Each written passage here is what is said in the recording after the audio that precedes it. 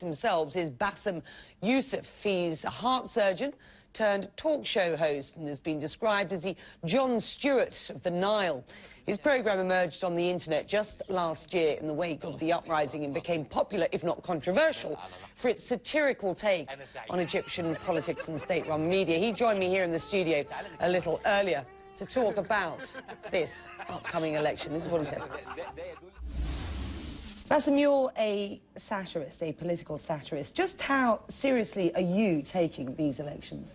I am taking these elections extremely, extremely serious because, you know, when you drive into the streets of Cairo right now, you look at the billboards, which, by the way, crazy. Are everywhere. Instead of seeing all the ads for the fizzy drinks and for the telecommunications and for the food products, now you see presidential candidates. You open up the TV, it's like ads, really, really intense, very well made, expensive TV ads for each candidate. It is so dynamic. It is amazing.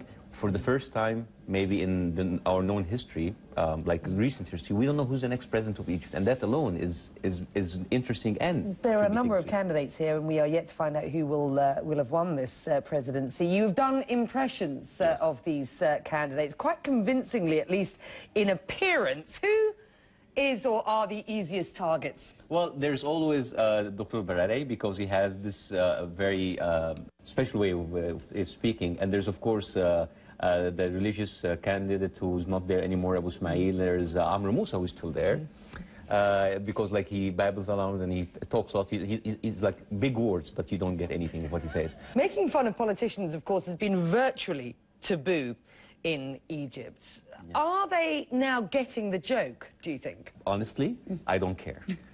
Well, they have to live with it. They actually have to live with the fact that they're coming in as an employee, not as a pharaoh, not as a king.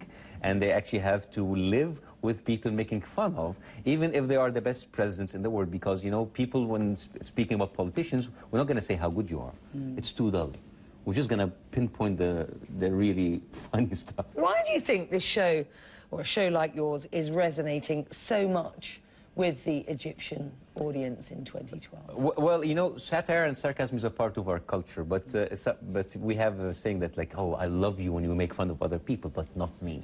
So now I'm actually like doing it to everybody, including myself, and I'm just speaking as everybody speaks. It's a serious political show, not a comedy, and I go in and I'm straightforward, and I speak exactly the same words that a normal layman, people on the street do, and I come from the internet. So we're quick, we're hip, we're like Facebook and Twitter and YouTube, and there's a lot of competition there. So we have to really keep up with our game.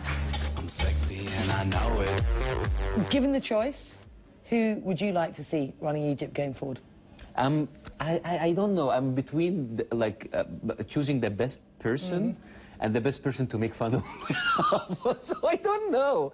I mean, you know, remember like George W. Bush when he was there? I mean, like for 8 years, SNL and Jon Stewart had the time of their lives with that. You know, like, it's like with Al Gore, I don't know. I think that most of these shows would have closed down.